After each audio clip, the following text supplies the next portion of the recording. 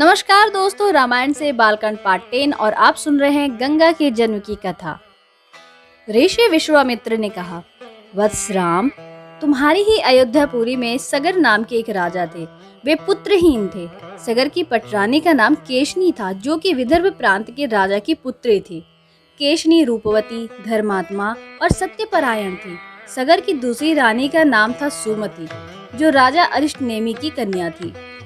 महाराज सगर अपनी दोनों रानियों को लेकर हिमालय के भृगु प्रसवण नामक प्रांत के ओर गए और पुत्र प्राप्ति के लिए तपस्या करने लगे। उनकी तपस्या से महर्षि भृगु बहुत प्रसन्न हुए और उन्हें वर दिया कि तुम्हें अनेक पुत्रों की प्राप्ति होगी। दोनों रानियों में से एक का केवल एक ही पुत्र होगा, जो कि वंश को आगे बढ़ाएगा, और दूसरी के 60,000 पुत्र होंगे। कौन सी रानी कितने पुत्र चाहती है, इसका निर्णय वे स्वयं आपस में मिलकर कर लें। केशनी ने वंश को बढ़ाने के एक पुत्र की कामना की और गरुड़ की भगिनी सुमति ने 60,000 बलवान पुत्रों की। कुछ काल के पश्चात रानी केशनी ने असमझ नामक पुत्र को जन्म दिया। रानी सुमति के गर्भ से एक कुंभा निकला, जिसे फोड़ने पर छोटे छोटे 60,000 पुत्र निकले। उन सबका लालन पोषण घी के घड़ों में रखकर किया गया। काल चक्र व्यतीत होते गया और सभी राजकुमार युवा हो गए। सगर का ज्येष्ठ पुत्र असमझ बड़ा दुराचारी था और उसे नगर के बालकों को सरयू नदी में फेंक कर उन्हें डुबोते हुए देखने में बड़ा आनंद आता था। इस दुराचारी पुत्र से दुखी होकर सगर ने उसे अपने राज्य से निर्वासित कर दिया। असमझ के अंशुमान नाम का एक पुत्र था। अंशुमान अत्यंत सदाचारी और पराक्रमी था। एक दिन राजा सगर के मन में अश्वमेघ यज्ञ करवाने का विचार आया। शीघ्र ही उन्होंने अपने इस विचार को कार्य रूप में परिणत कर दिया। राम ने ऋषि विश्वामित्र से कहा, गुरुदेव, मेरी रुचि अपने पूर्वज सगर की यज्ञ गाथा को विस्तार पूर्वक सुनने में है, अतः कृपा करके इस वृत्तांत को पूरा सुनाएं।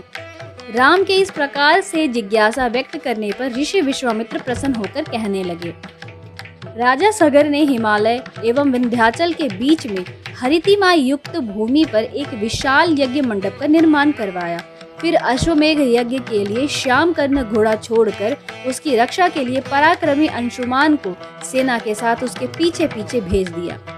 यज्ञ की संभावित सफलता के परिणाम की आशंका से भयभीत होकर इंद्र ने एक राक्षस का रूप धारण किया और उस घोड़े को चुरा लिया।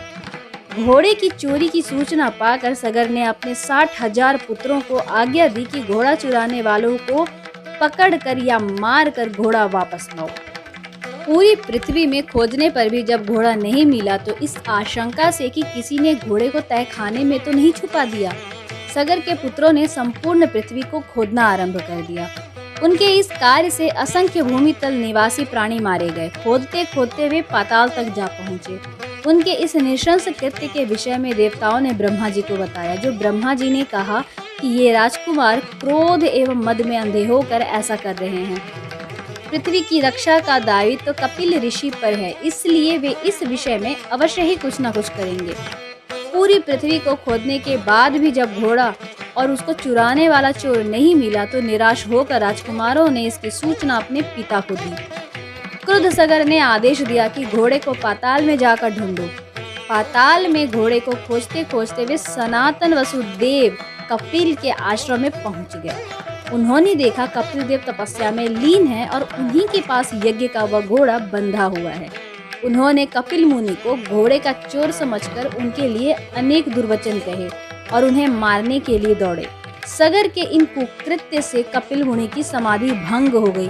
उन्होंने क्रुद्ध होकर सगर के उन सब पुत्रों को भस्म कर दिया। कहानी के अगले भाग को जानने के लिए हमारे चैनल को सब्सक्राइब करना बिल्कुल भी ना भूले। जय श्री राम।